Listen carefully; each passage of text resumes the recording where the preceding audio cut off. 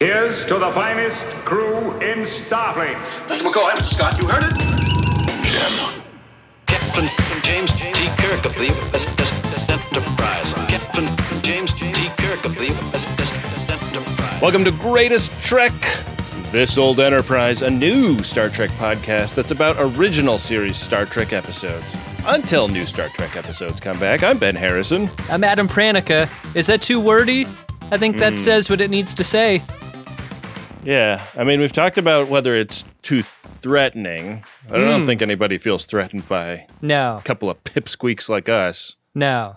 But too wordy, maybe. I mean, I do enjoy a show that tells you what it is right up top. Sure. You know? We always have. This is always potentially somebody's first time listening to Greatest Trek, especially now that we're covering Star Trek, the original series. Yeah. Somebody's like, I'm going to see how they do with the 6th episode of season 1.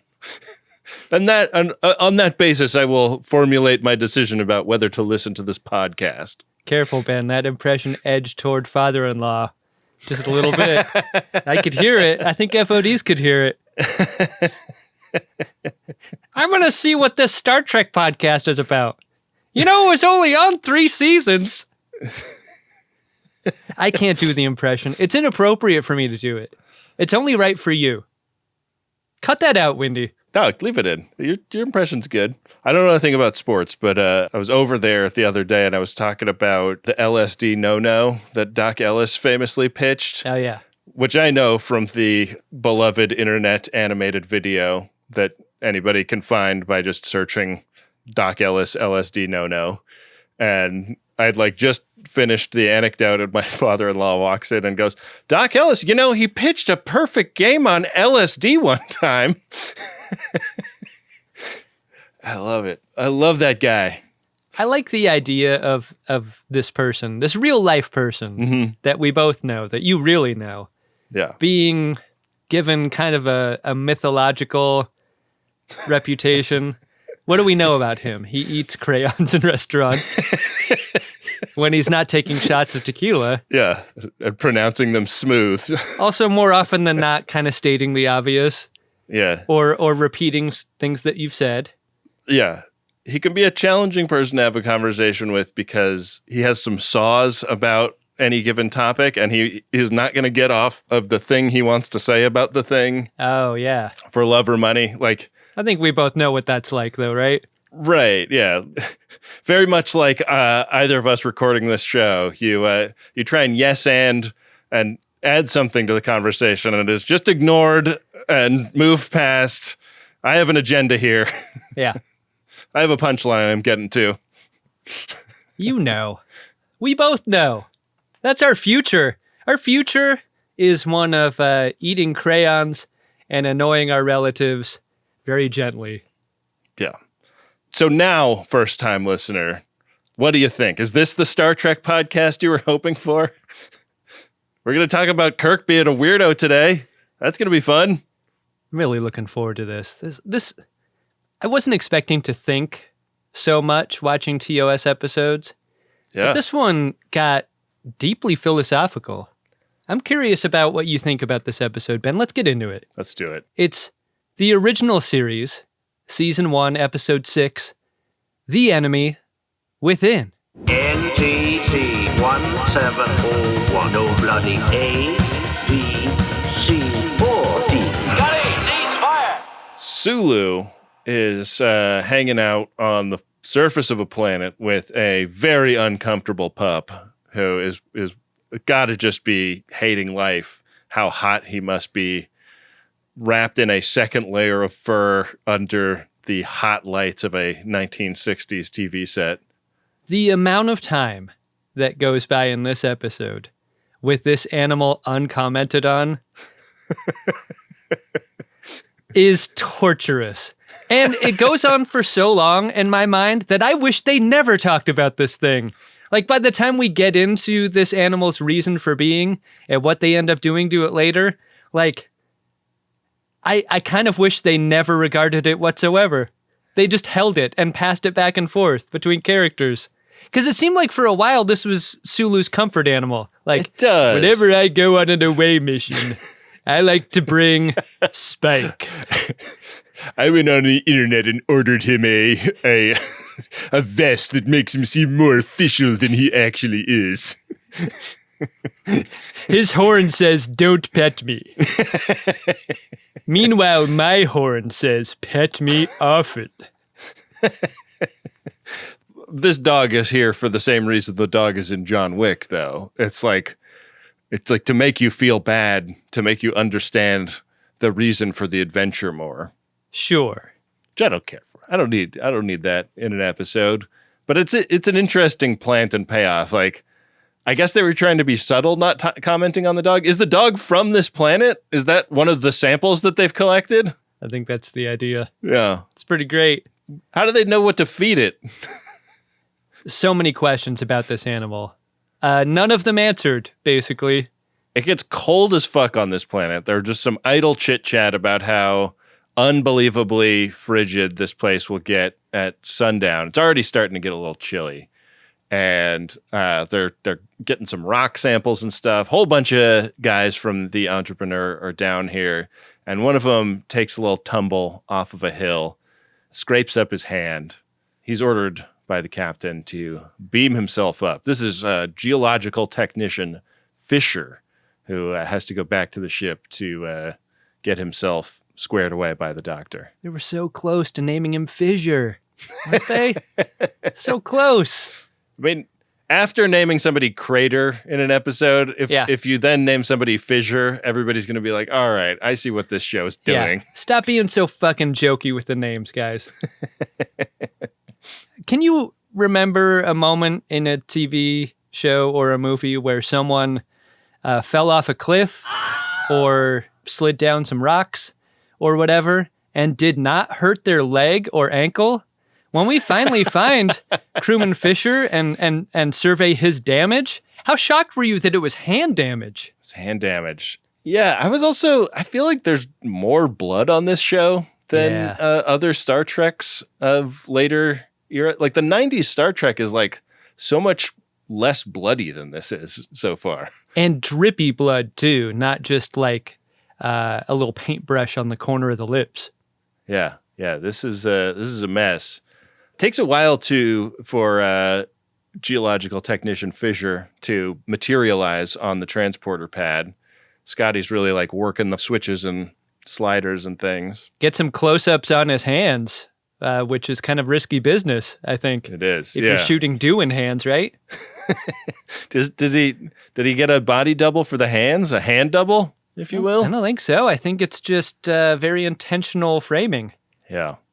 So he's got this like yellow crap on his uniform that Scotty determines is magnetic after putting a scanner like directly on it. It would have been fun if he got like necklace in an MRI style magnetized by this device. Like his uniform just wants to tear off of his body. I like that. Sounds like a very sexy way to determine what a crewman's magnetism is. You never want a flashing red light during your transport, though, do you? No. So Scotty kind of scolds the guy. He's like, go get your shit cleaned up and decontaminate that uniform. Hey, Scotty, don't blame the bad transport on the transported. Don't like that. I mean, a poor transporter chief blames his materials, but is the person being transported the materials in this context? It's a question for the ages, I think. He gets a call from Kirk, who wants to be next on the beam up list, and he takes his time answering this because he is checking the numbers on the system, making sure everything is the way it should be. And he's got another technician there working with him. This guy's name is Wilson, and he sends him away to get a piece of gear to double check the equipment. But he's feeling confident enough after his preliminary check that he goes ahead and beams Kirk up. You don't want a red light going off when you're transporting. You don't want to feel woozy after you've arrived. Also, this is what happens to Kirk after he gets up on board the ship. I mean, he staggers off of the pad. Yeah. Yeah, you never see this. Like, nobody is ever car sick after a teleport like this. Scotty escorts him out of there, helps him off to 6 Bay. And when the transporter room is empty, another Kirk beams aboard. And this guy looks a little shifty. Yeah, you could just tell this guy is no good. He's doing that thing where he's not turning his head, but he's like looking from side to side with his eyeballs.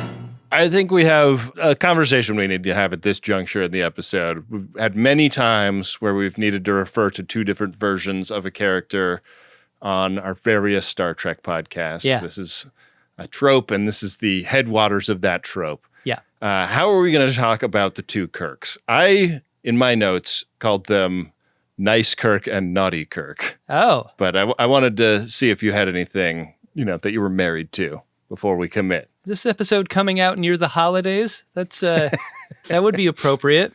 Yeah. I always go toward Kirk Prime and Doppelkirk. Doppelkirk, yeah. But there's you see the evil Kirk, and you just hear a xylophone being played in your head as he scurries around, That is our cold open, and when we come back, we're getting the captain's log, and this is another one of those looking back at things we know in the fullness of time kinds of logs about being in orbit of planet Alpha 177 and this transporter malfunction having created a strange alter ego. What do you make of... the thing is, I don't have much to compare this to in its time. Do shows just not let a viewer figure anything out for themselves? Must you say straight away what's happened in the way that this episode does? I was so disappointed in this moment. It has the energy of turning on the radio and they say, if you're just joining us, we're live with Madeline Albright for the hour or whatever. This is an era where you don't always rely on your audience to catch the fullness of the show. What makes me so sad about this, though, is that so much is being done to convey this feeling without having to hear it articulated. Shatner acts the hell out of his Doppel version. The lighting in the transporter room above the evil version is glowing red. They're doing everything they can to communicate this, and then they just come out and say it. Yeah, it sucks. It totally sucks. Wilson comes back with the equipment he was sent away to get, and Naughty Kirk does not play it cool. He is acting so fucking weird around Wilson, the transporter tech, takes leave of the transporter room, and it gets a little tough to follow at certain times because they'll be wearing the same uniform, because Nice Kirk goes to lie down in his room, having been presumably escorted there by Scotty after his woozy transport. A room that already has Yeoman Rand in it, who's just in there uploading data to one of his computers. This is what she's there to do. This is a task that she has to do fairly often, because her presence there isn't seen as weird. The couple of times I've had a house cleaner come, I feel like an alien in my own house because I'm I don't know what to do with myself when there's somebody else here that's a stranger doing something.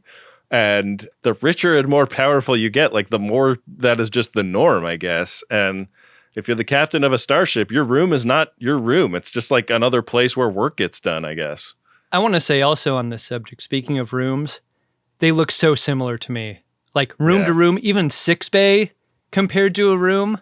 All the walls are painted more or less the same color.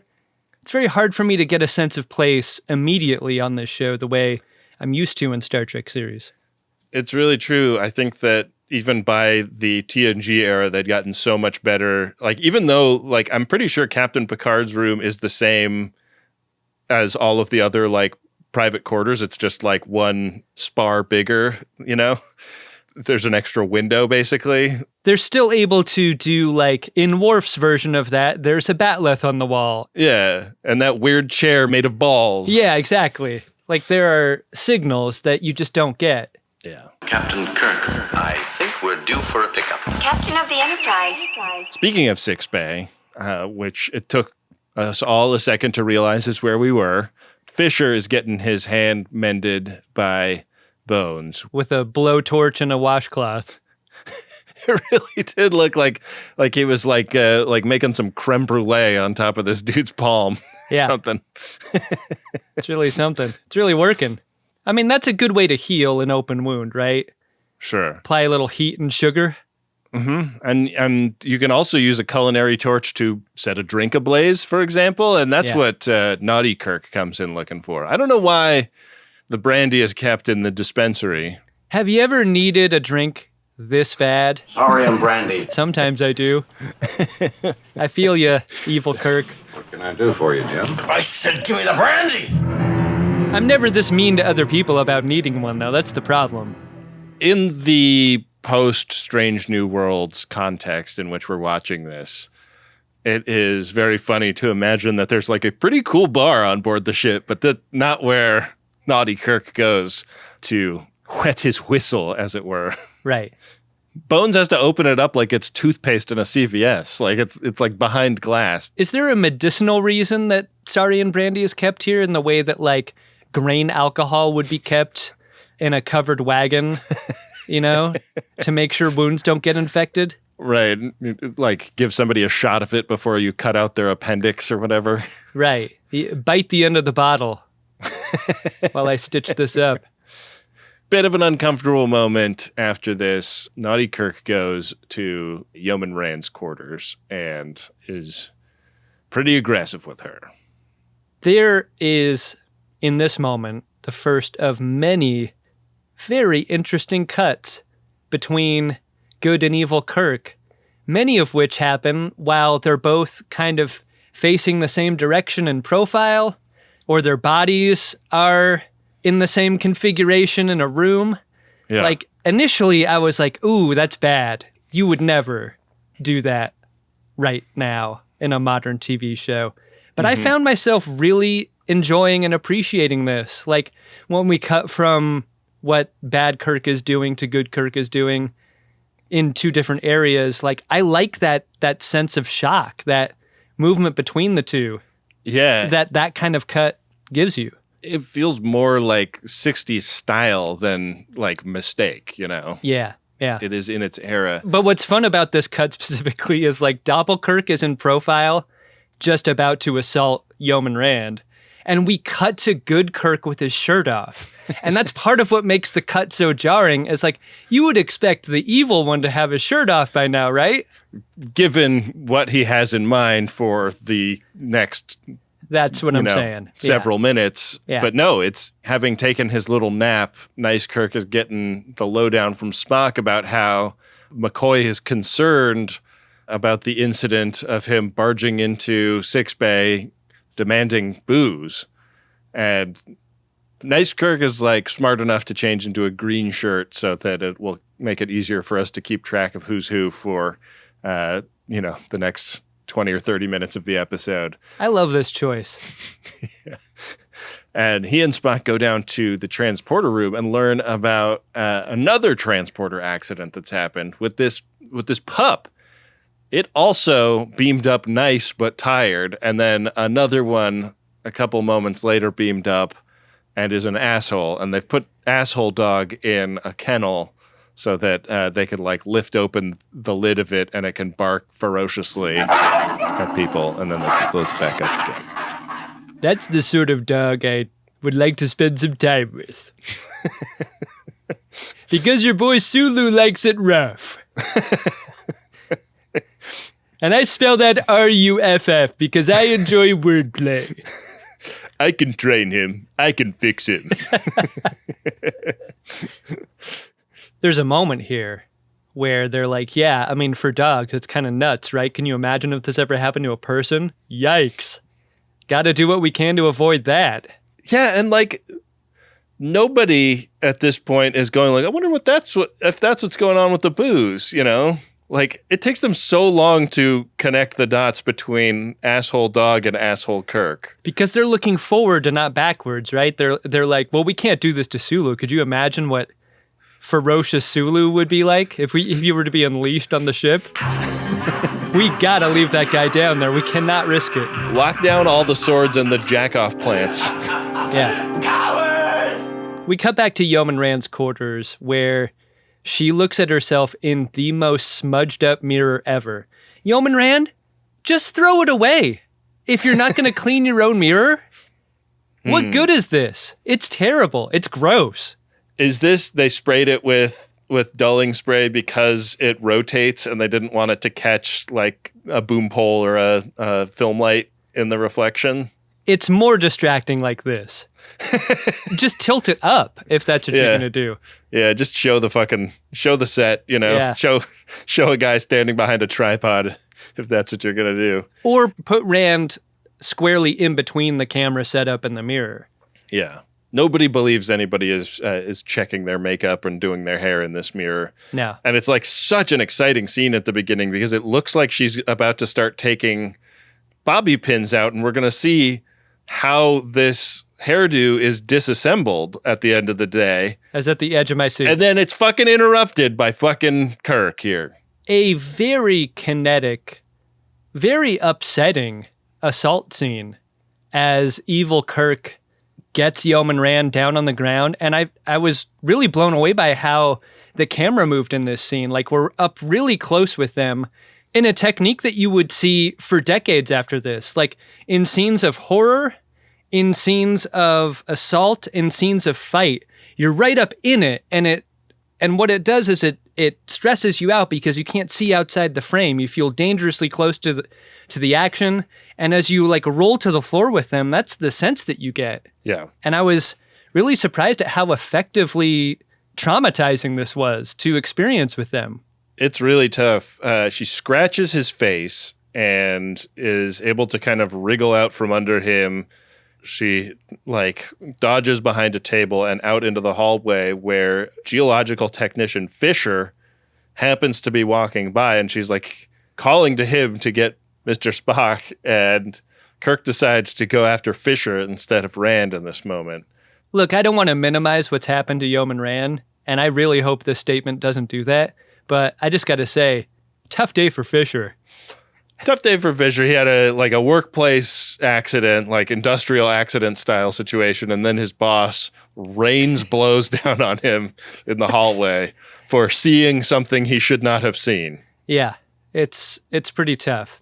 Another really nice cut happens here from Doppelkirk to regular Kirk. We're back in regular Kirk's quarters, and Spock continues to press him about his whereabouts earlier, places that this Kirk denies having been, even though he was seen there by people. There's also the like Star Trek VI investigator Spock that sort of comes out in this episode for the first time. Yeah, I definitely felt those vibes. Keeping track of all of the facts of the case. And I have to say, like, nice Kirk, nicer than naughty Kirk, but a little bit weird and defensive about all of the stuff that's going on. I've been resting here since you left me. Alone, Mr. Spock. Don't you think about this, though? Like, if you're an innocent person being accused of something terrible, like, I'm sure there is an impulse, a natural impulse to push back very hard on the accusations, because of course not. What the fuck? Like, fuck you. Yeah. For even accusing it. But at the same time, like, you don't want to have that much energy, because then you could be seen as like being too defensive. Yeah. And maybe covering up what actually happened. And it's like the LA Confidential thing of like you arrest two guys and the one that's like that gets a good night's sleep is your real perp. And yet to be accused and to give this any sort of thought at all also feels a little squicky. Like, shouldn't you just be your natural self? And shouldn't that be enough to make clear your innocence in a given situation? I don't know. Like when we talk about Kirk in this scene and how he's acting, like, how are you supposed to act if you're him is a question I've got. It's amazing how quickly the information about the brandy and what happens to Yeoman Rand has made it around the ship, and how slow the information about what happened to Fisher and the Doppel dog has made it around the ship. Like, there are two sides of this thing that would help. Like, if they just had the connective tissues, they would understand what's going on a lot quicker, and some of these captain's logs would make a lot more sense. But yeah, they go to Six Bay to look into Yeoman Rand, and the second they get on board, the hand of Doppelkirk, bloodied from pummeling geological technician Fisher, enters the frame. He goes to like suck the wounds on his hand and realizes what's going on, like that they're about to be on to him. The imagery of like sucking your own blood off of your hand, troubling to be sure. Mm-hmm. Not nearly as troubling as I found. Could be Fisher's blood though, right? Sure. So that's less troubling. Fisher's blood looks delicious. I would argue it's even more troublinger, if that were the case. Spock, this bag does not contain platinum, silver, or gold. I must find it. Aye, sir. I'm Captain James C. Kirk. Kirk unit. Stand by the fire.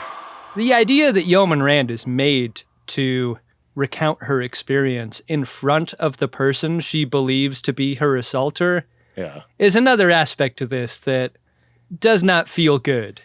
No. We only get the briefest of moments to consider this before Fisher staggers in to corroborate Rand's story, and that almost serves to, like, give her the defense that she deserves in a moment like this. Like, finally, someone is, like, on her side.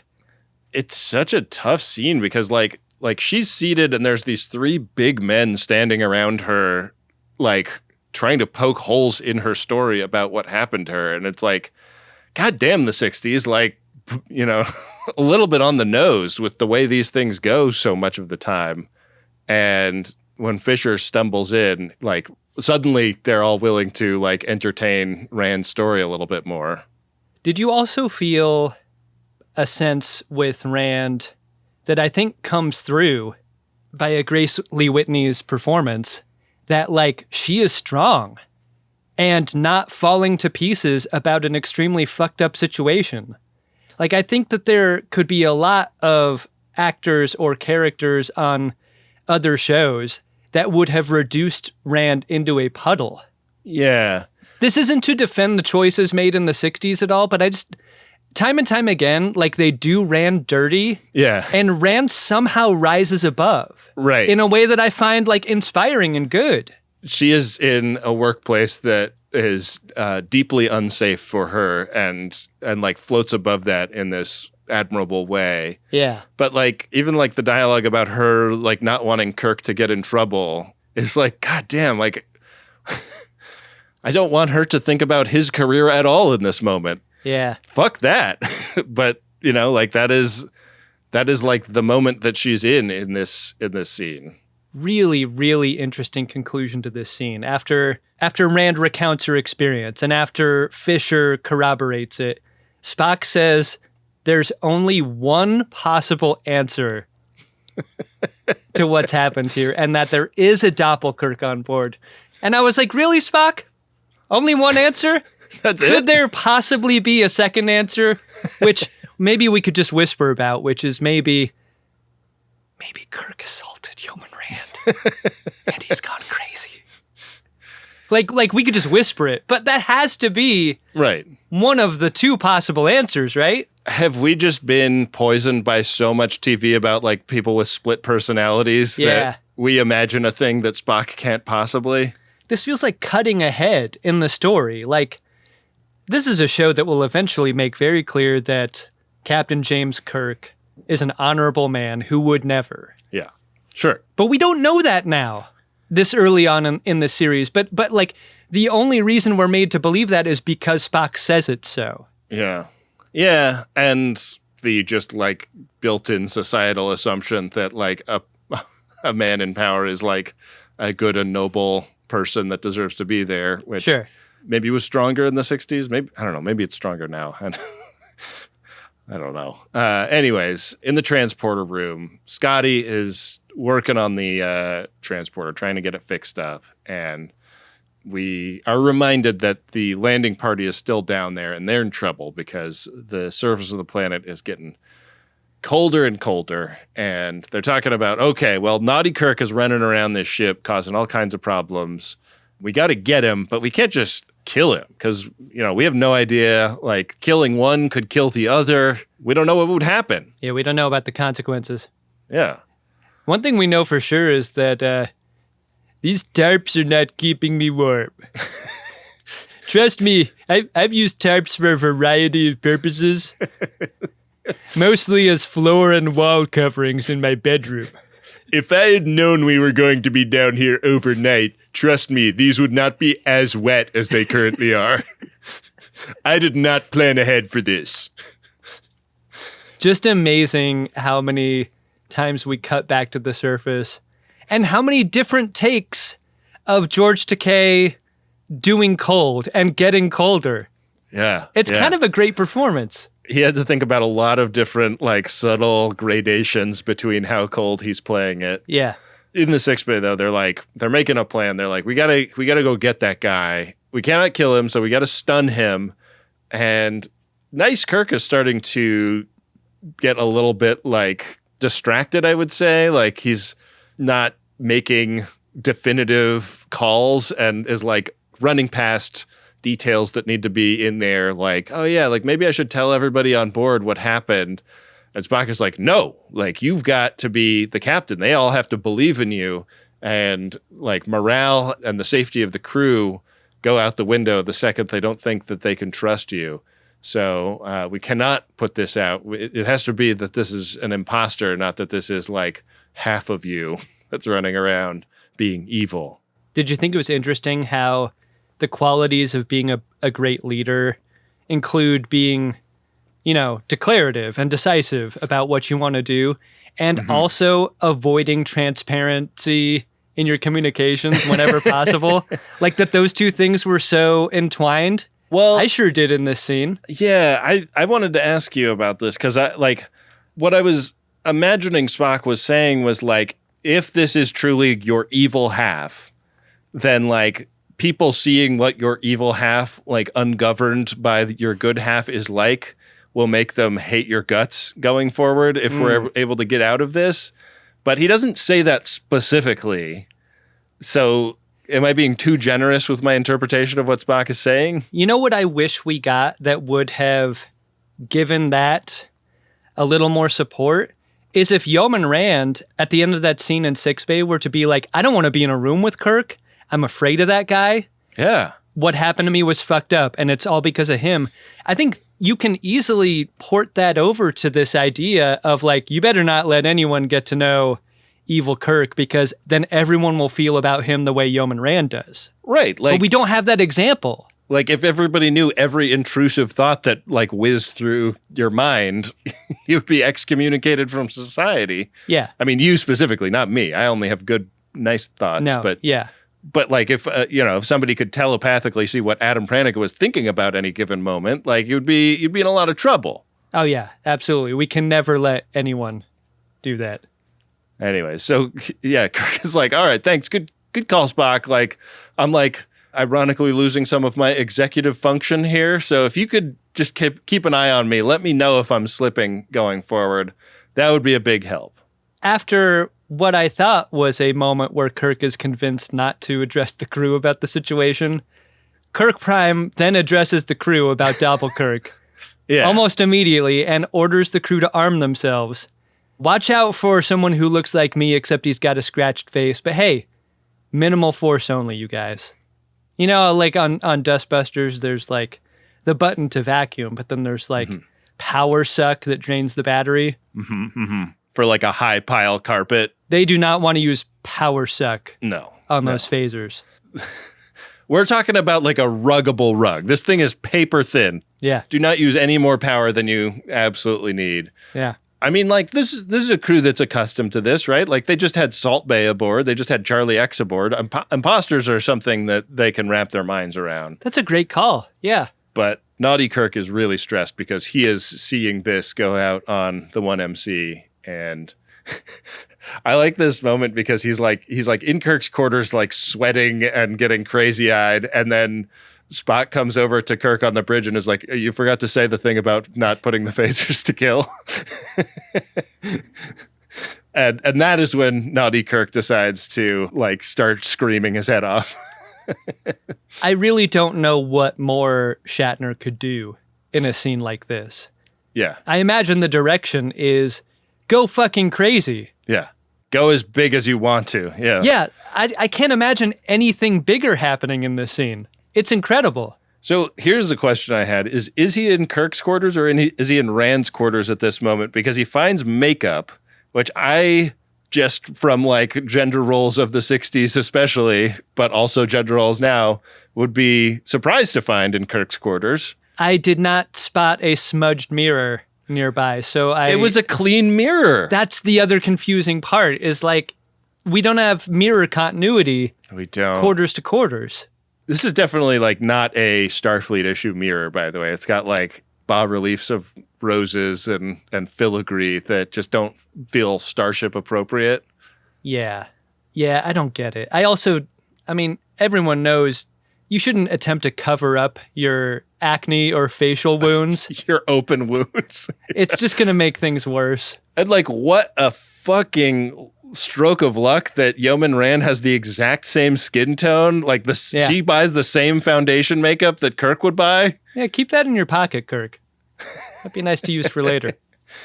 He looks out in the hallway, and Wilson is walking by, the transporter tech, and he gets that dude's pistol and KOs Wilson. Terrible scene for Wilson. Yeah. Come on, dude. Not good. Wilson, give me your phaser. Yes, sir. There is a worse scene for Wilson later that I want to talk about at that point, but holy moly, Wilson. Did you not just hear the message on the 1MC? I mean, but this guy does. He just has a pile of spackle on his cheek. No wound to speak of. No, yeah. It's just crud. You fall into some crud or something? It's getting cold as fuck on the planet, and they tried transporting heaters down, but the heaters get split apart, so there's an evil heater and a good heater, presumably. The evil heater's blowing cold. It's making it worse. God damn you, evil heater. They cancel each other out. Oh, cruel irony. This one doesn't even oscillate. That is how evil this heater is. This is just a broken hand dryer from a bus station bathroom. What am I supposed to do with this? Who are you? I'm the captain. I'm Captain Kirk. I'm the captain. In the conference room, Spock and Kirk Prime get the report about crewman Wilson, and it's clear that Doppelkirk knows about the ship and the crew and where people's quarters are. And if that's the case, maybe a viable strategy would be to use Kirk Prime's instincts in order to trap him. Indeed. Spock cannot beat Kirk at 3D chess, but he can beat half of a Kirk, as long as he has the other half's help. And so he's like, where would you go if you were Naughty Kirk? And Nice Kirk is like, engineering, probably. Like Yeoman Rand's quarters. I mean, the lower decks of engineering is where I would go. Good Kirk, would go there. And just to be clear, nothing like that other guy. Nope. So they go down there. Naughty Kirk is up on top of the equipment watching Spock and Nice Kirk as they prowl around engineering. And there's just a bunch of sneaking around, looking for each other. Naughty Kirk gets the drop on Nice Kirk and becomes sort of a Curb Your Enthusiasm style stare down. I love this. I love doing the best you can in the 60s, trying to make it clear that this isn't just a vaguely similarly styled and sized stunt person that we're working with. Yeah. Shout out to the body double in this episode. Yeah. We get a speech from Nice Kirk about, it's not just that you need me to govern your craven instincts. I need you. Like, I'm falling apart here, not having the darker side of my personality. You complete me. Don't you understand? You had me at hello. Naughty Kirk is not persuaded. He's getting ready to shoot when Spock shows up and neck pinches him. They get Naughty Kirk onto a biobed in sickbay, and McCoy just doesn't know what to do with this guy. You can't drug him. That seems too risky. Instead, we're just going to tie him up. Yeah. Until we can figure out what to do. It's very mysterious, right? You got this evil Kirk guy on the biobed, and you've got a Prime Kirk who is just losing it as time goes on. And Spock, not really grasping the urgency of anything, in this situation sees this as a great opportunity to study human behavior. This is so exciting to Spock. He's like, oh man, a natural experiment. This never happens. We can finally understand the human mind and its two halves. That's not what you're here to do, is it, Spock? Like, do you have some sort of RoboCop-style first directive that we're unclear on, where, like, your true mission is to study human dynamics? I don't know. I didn't like this. Spock sees that the evil part is, like, vital to the leadership abilities that Kirk has, because it, like, cuts to the quick and it makes snappy conclusions and stuff. And Nice Kirk is becoming weaker and weaker as a leader because of the absence of these qualities. But there's also the fear and impulsiveness that the Nice Kirk's qualities, countermand, making the whole guy. And I don't know, I really like that they don't make the bad qualities all bad. Like they're making a statement about how, like, these things in balance make a whole person, and just because we have, like, negative connotations with some of these impulses doesn't make them 100% bad. It's like they are all tools, and it's how you use them. Hopefully not to assault your yeoman. Hopefully you can govern your passions enough to not do that. But, like, this scene was, I think, for all of its distractions from, like, the urgency of the plot and, like, saving the lives of the people down on the planet that Spock doesn't seem to give a shit about right now, I thought it was some interesting writing. I also found it really thought-provoking. Like, the idea that making a decision can be seen as an action made from an aggressive part of a personality kind of makes some flimsy sense, in the way that, like, to decide on a thing is to exclude other things, which could be seen as a form of aggression. I don't know, just thinking about being decisive in that way kind of gave me a lot to think about. Like, I've never thought about making a decision as being aggressive in that way. But the episode seems to suggest that there's some sort of engine toward making decisions that lies in the more aggressive side of a person's personality. Totally. Yeah. Because I guess the most passive way to be is to never make a decision about anything at all, to let things happen to you and never choose. As I'm, like, watching this scene, I'm, like, going, like, wow, very interesting, very, very thought-provoking moment, but I can't believe Spock is choosing this moment to bring it up. He drops one of the all-time banger Spock lines. If I seem insensitive to what you're going through, Captain, understand. It's the way I am. He is a little bit self-aware in this moment, at least. Yeah. That's not the only bad news we learn in this scene. Scotty blows in a call from engineering to say that the phaser blast that went off during that little scuffle, that punched a hole in the wall that did some real damage to the transporter circuit. So pretty bad coincidence there. We check in with Sulu once we've learned this, and he and the guys are really struggling down there. And Scotty explains that the transporter is going to take a week to repair. And I guess they don't have shuttles on the show yet. Yeah, I was wondering that myself. Parts of my body are beginning to get stiff, and not in a good way. I didn't know it was possible for me to get this stiff. And trust me, I've tried a lot of things to get as stiff as possible. Sulu does not have a week. The phasers that they're using down there to heat up the rocks. Yeah. They've gone from 3 usable phasers to 2. You got to believe those aren't going to last very long, and they're going to run out of rocks maybe. Sulu is staying pretty chipper in the context of this. I thought the same thing, like as if quips could keep you warm. They're really keeping it jocular. I think if you and I were freezing to death on the surface of an alien planet, we would be trying to use the quips to keep us warm in that moment. Any possibility of getting us back aboard before the skiing season opens down here? Naughty Kirk is writhing on this biobed that he's been strapped to. And we get that scene, that bedside, holding the hand of the person in bed scene, which almost always means that person is about to buy the farm. Right. But it's kind of a halftime pep talk, right? Like, hey man, like you got this. You're strong. Like fight through it. There's a unintentional comedic vanity to this that I really like too. Because Kirk Prime was like, you're the best. Because you come from me and I'm the best. I know you're going to be okay. Trust me. And guess what? Like that little halftime speech, it works. Because you can see his vitals on the biobed on the wall behind him get back into shape. Federation has invested a great deal of money in our training. They're about due for a small return.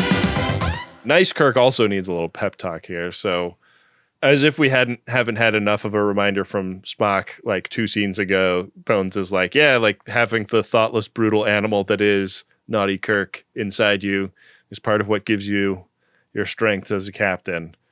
And as he's processing this, Nice Kirk gets called back to the transporter room where Spock might have an answer to their problem.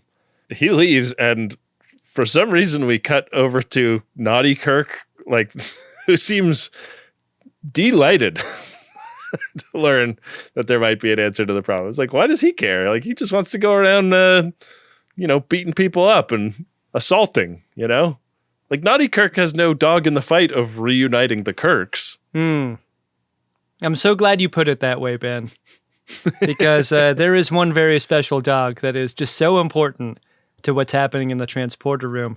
It seems like Scotty has gotten a little bit further down the road toward transporter repair than we were made to believe. Because when he radios into Spock and tells him that like, hey, I think we're ready to go. We're ready to like actually proceed with an experiment involving the reintegration of these 2 horny dogs. This is how he got his reputation as a miracle worker, or shit like this, where he said at least a week, and now it's like, I mean, this is all happening in the course of an afternoon and evening, right? Like it's getting colder because it's night is falling on the planet's surface. That passage of time and how little of it has happened is so important in this scene, because when we go to the transporter room and fucking crewman Wilson is there working next to Scotty while Kirk walks in and he doesn't say anything. You really know this show has got 60s values when it gives Yeoman Rand just barely any sort of pushback against her assaulter in the room, and they give fucking crewman Wilson nothing to say to anyone about being assaulted by Kirk earlier in the day. Just part of the job, crewman Wilson. Yeah. Amazing. If you haven't seen the episode, crewman Wilson is the only black character in it. Right. Just to make that clear. So their fix that they're going to test out is sending the dog through to see if they can recombine the naughty dog with the nice dog. And in order to do this, they have to KO the mean one because he's not going to just stay put on the transporter pad. He doesn't know sit, stay. And the nice one is just too docile to get up, I guess. The time they take to knock out the angry dog and lay it next to the good dog, and then to run the experiment, which in and of itself goes so slowly. By the time you realize it doesn't work and Horny Laika is dead, like I feel like minutes and minutes have passed here. Really takes a long time. And this is awful because they were expecting this to be a success. This was kind of their only hope at reintegrating Kirk. And when we cut over to sickbay later, they kind of scrutinized what the cause of death might be. It's not that like the technical reintegration failed. Like they were able to combine them. Something about the fear that this recombined dog experienced upon being put back together again was the reason for its death. And so in the room, they're like, Kirk, you're a human being. And you have, I mean, I'm just going to say it, brains better than a canine. I think you could fight off the fear. You might be able to survive reintegration. Yeah. Yeah. It's a real vote of confidence in the way James T. Kirk thinks about things. I was also just thinking about, like, what if I was recombined with a half of me that had just been put on a tranquilizer? I bet that feels awesome. I mean, in many ways, that's the condition you want to be in before minor surgery or dental work. Yeah. Bones really wants to do an autopsy. Spock is like, we don't have time. We got to save those dudes on the planet. So there's this Spock-Bones argument about should we do more testing and try to understand this process a little bit better, or do we not have the luxury of that? It just depends on how much colder Sulu can become before death. I love that at this point, Kirk is so without executive function that he's like, I don't know, you guys choose. But he's not relinquishing command. Like, there's no Article 25 moment where he's like, Spock, you're in charge until I am of sound mind and body thing at all.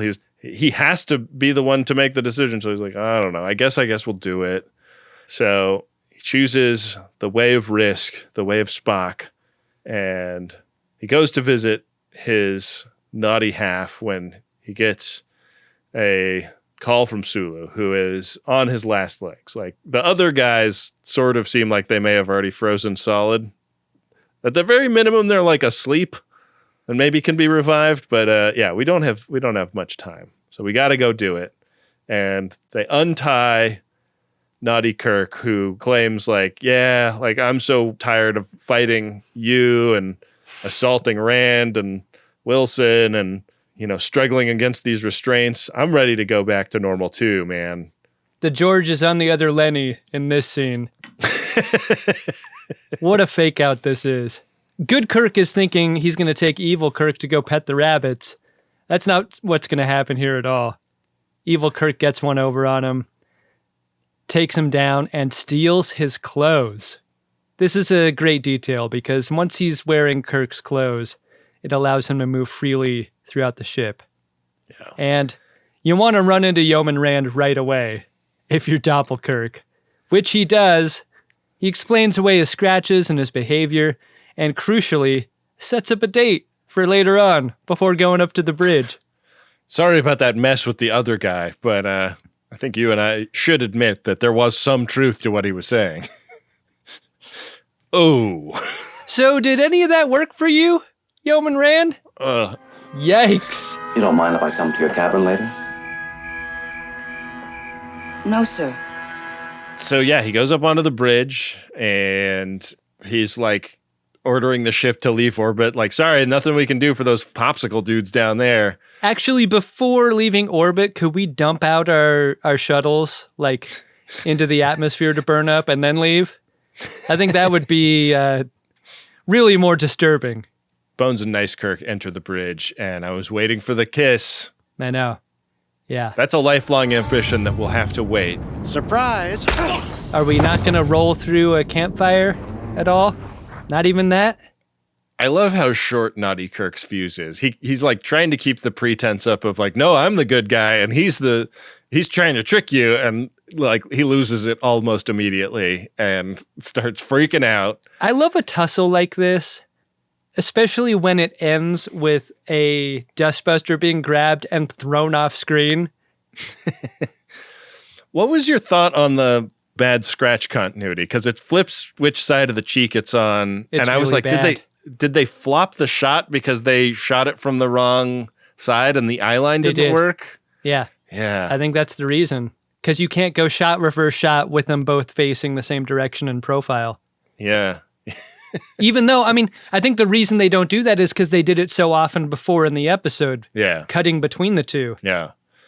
Anyways, this scene really reminded me of the big final moment in Tuvix where he's begging not to be killed. Yeah. Yeah, there's a lot of that here.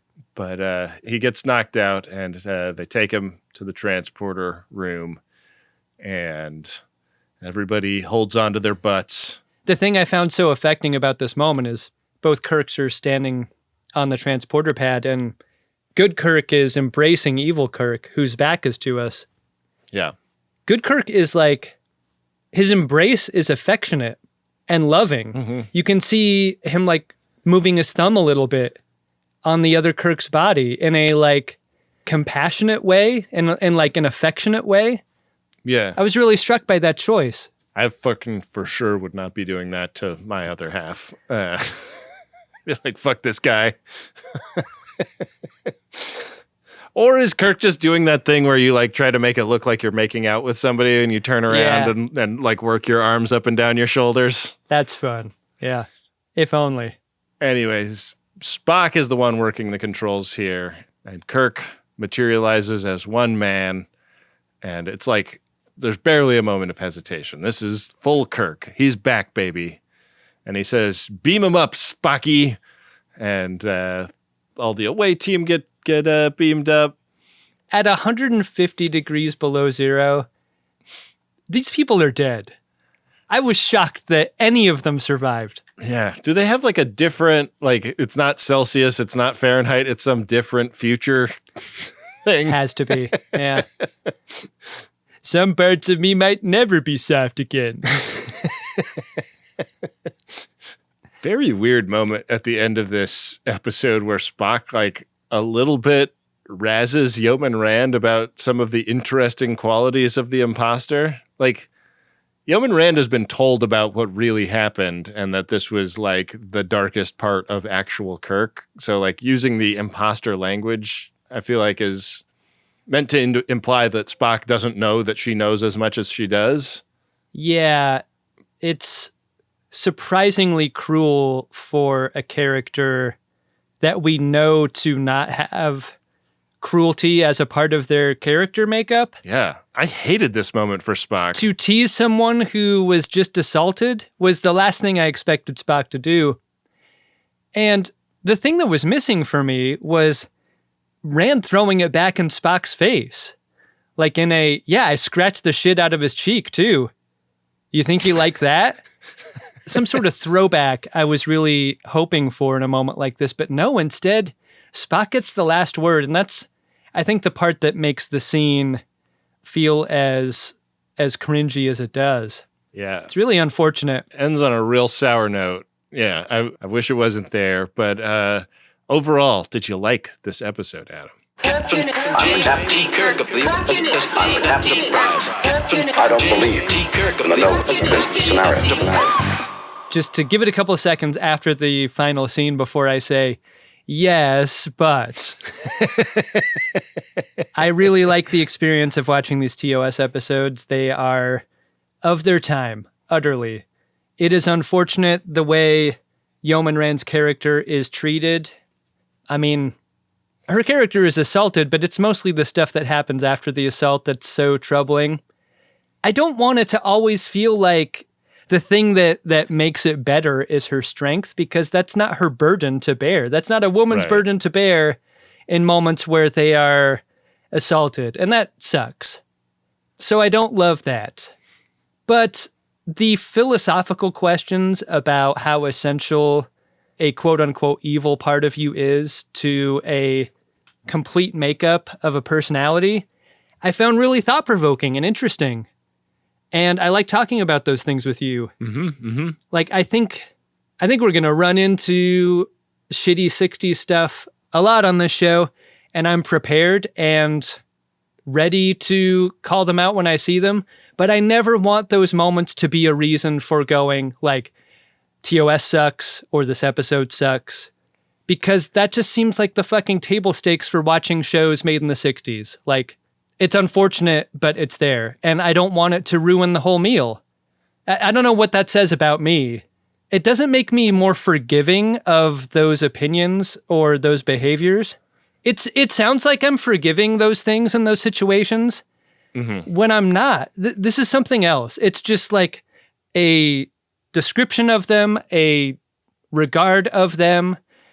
And I think to say that these troubling moments are of their time is not to necessarily dismiss them. And I hope that's not what people take away from what I'm saying here.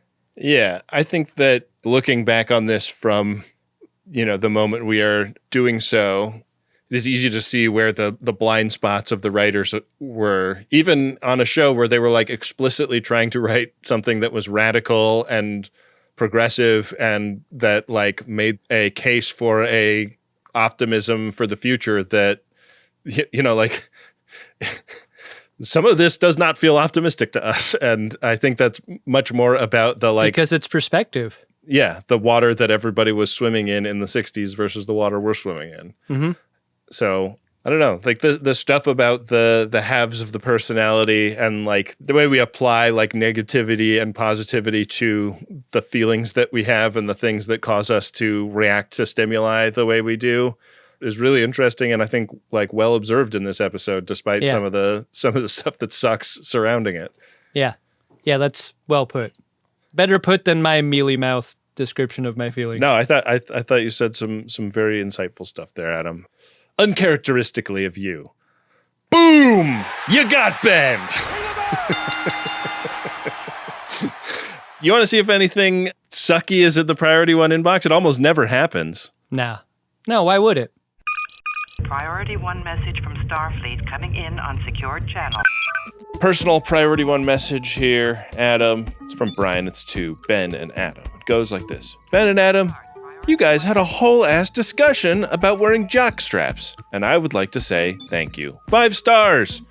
If you ever want to make a few bucks when you're done wearing them, hit me up. Love all you do. All right.